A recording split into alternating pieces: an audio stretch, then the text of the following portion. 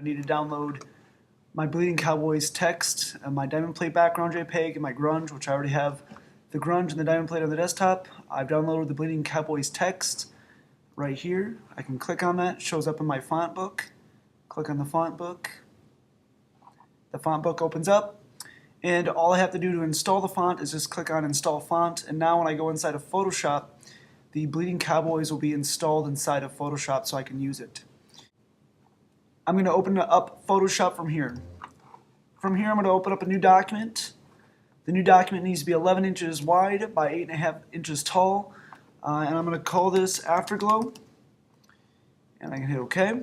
Afterglow document opens up. I like to work with a little spacer on the outside, so I'm going to hit the Z for Zoom tool and drag to the top left corner to zoom out. First thing I want to do is go to my gradient tool, so I'm going to hit G. Right now I'm on a gradient, and I want the tool underneath of it, which is the paint bucket. And I need to take my color, and I need to choose a solid black. So I'm going to choose solid black, and I can fill the background with a solid black. Next, I'm going to bring out the text tool. Click on Bleeding Cowboys that I just downloaded. Start out with about 150 size font. Now, I don't want to use black on black for font, so I'm going to go in and I'm going to find a white font. Hit OK. I'm just going to use the word Clinton, and then I'm going to move that towards the center. The next step is to duplicate this layer. So I'm going to hit Command J to duplicate the layer. Click the visible eye of the top layer. Click on the middle layer, and I'm going to select this text by taking the text tool, selecting it, double-clicking on the color, and I'm going to just choose red for now, but whatever color you use, you and your partners must use all of the same call number. By clicking on that, now I have red text, and directly on top of that, I have the white text. You can see they're on different layers. I'm going to hold down Shift. By doing this, it's going to select numerous layers. Click on the background. You can see numerous layers are selected. The shortcut to merge these is Command E. I need two versions of this layer, so I'm going to hit Command J. I'm going to click off the visible eye, click on the background layer. I can go up to Filter, Stylize, Wind, and it's going to start from the right. So I'm going to click OK, and you can barely see it did anything. I can go back up to Filter, and I can back through Stylize and Wind to do the exact same thing. Or if you noticed, it saves the last filter I did up on top. So the shortcut is Command F. So I'm going to do it again, a third time, and maybe a fourth just to get a little bit more dramatic effect. And that's the wind to the left. Now I want to go with the opposite direction.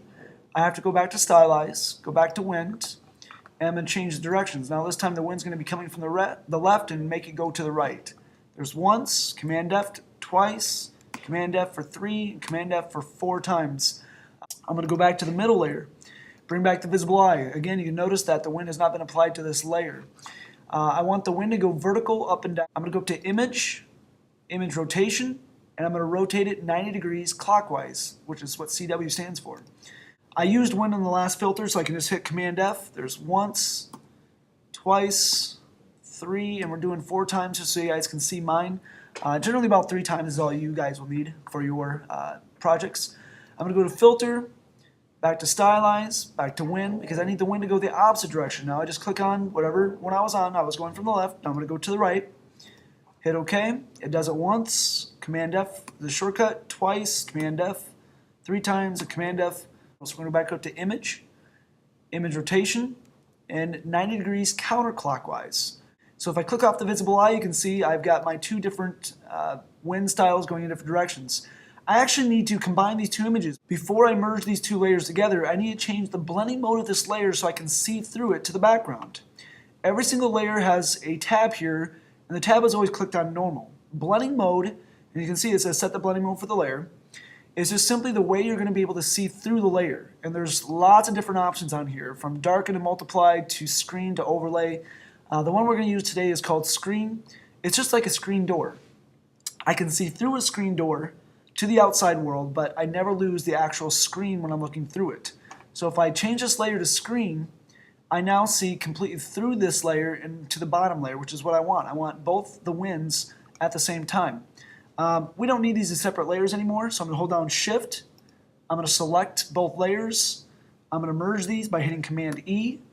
And if I bring back the white overlay, it looks pretty snazzy right now. I'm going to make sure I click on the white copy of the Clinton. The next step I want to do is I want to add an inner shadow to the Clinton. So I'm going to come down to the layers panel and I'm going to add a layer style of effects. Come up to inner shadow, pull it off to the sides, you can see what I'm doing. I'm going to turn the opacity up to 100%, the choke to about 10%. You can see right out here it's creating a nice inner shadow. This is just what I'm going to use for the demo. Alright, the next thing I need to do is I need to put in a diamond plate background, and I also need to put in a texture over the top of the white. So I'm going to take the grunge texture and the diamond plate background that I downloaded. I'm going to insert those inside of Photoshop. I'm going to use my move tool, so V. I'm going to click on the diamond plate, drag it up to the tab, hover over the top. My original document shows up. Bring my mouse back down. You can see there's a square on the outside, and so when I place that, it places it inside. You need to resize the diamond plate background, so I'm just going to free transform this so that it fits the size of my canvas. If your diamond plate ends up larger than the canvas, you're going to need to zoom out, get your transform controls, and shrink the diamond plate down to the size of the canvas. Before I move on, I have to hit return to apply the transformation. I want the diamond plate in the backs. Right now you can see that the background is locked with a white padlock, so I'm going to double click that layer and hit OK to unlock that so that I can place the diamond plate directly underneath of it. Now I want to be able to see through the Clinton in order to see the diamond plate. So just like before, I want to see through it, so I'm going to go up to the blending mode, and if I change the blending mode to screen, now I can see through the Clinton layer. The only other thing I have to do now is use the grunge layer. Go back to my move tool, and I'm going to move this up, hover over the top, bring it back down, and drop it in. And you can see here, it's much larger than my document. So I'm going to bring it to the size, hit return. I'm going to zoom out so I can see my transform controls with the zoom tool, that's Z. Hit return when I'm done. And I'm going to hit the zoom tool, drag to the bottom right to zoom back in. The next thing I'm going to do is adjust the levels. So I'm going to hit Command L. The level controls will show up. And on the left side, you have got a black dialog selector here, and that's the blacks. And on the right, you have whites. And if I drag that towards the middle, what will end up happening is I'll get some solid blacks and some solid whites. And the reason I'm doing this is because I want to be able to visually see what's going on with the texture, so that when I select the texture, it'll be easier to select. And if I hit OK, it applies that transformation. Now I'm going to go from the layers panel to the channels panel, which is directly to the right of the layers. Now you can see here I've got all these different main colors, and they're all selected automatically for me. If I hold down the Command key while hovering over the top of these channels, my floating hand turns into a floating hand with a marquee on it. And if I hold down Command and I click, you can see it takes a little time, but the screen goes crazy. It will automatically select all of that texture that I just created with the drastic blacks and the drastic whites inside of it. I can go back to my layers panel. I'm done using this texture, so I can just take this layer, put it into the trash. I'm going to go Command Shift N for a new layer. I can label this texture. Alright, now the next thing I want to do is I want to actually fill this texture with a solid black. So I can see that black's back here for my colors, so I'm going to switch to my black.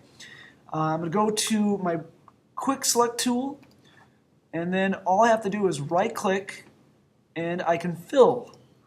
And I'm going to fill this with black. If it's on Content Aware, you just select black, and I hit OK, and it fills it with a solid black. I no longer need the quick selection because it's already done. So I'm going to hit Command D to deselect. I want to submerge this texture inside of the white Clinton lettering. So in order to do that, I just hover between the two layers. If I hold down my Option key, you'll notice it turns into a little submersion tool. And it looks like a mouse that's half white, partial black, and half gray. And by clicking that, you'll notice there's a little arrow, and it submerges it into the layer directly below it. Now, I didn't lose my texture, it's just submerged into whatever the layer was below it, which is obviously the Clinton. Now, if I don't like the way it looks, I can go back to my Move tool, and I'm still on the texture layer, and I can move the texture around until it looks a little bit more visually interesting, and I'm not losing all of the inner shadow and everything else that I've done to this. And I can click off Transform Controls. I can save this as a Photoshop document, save it as a JPEG,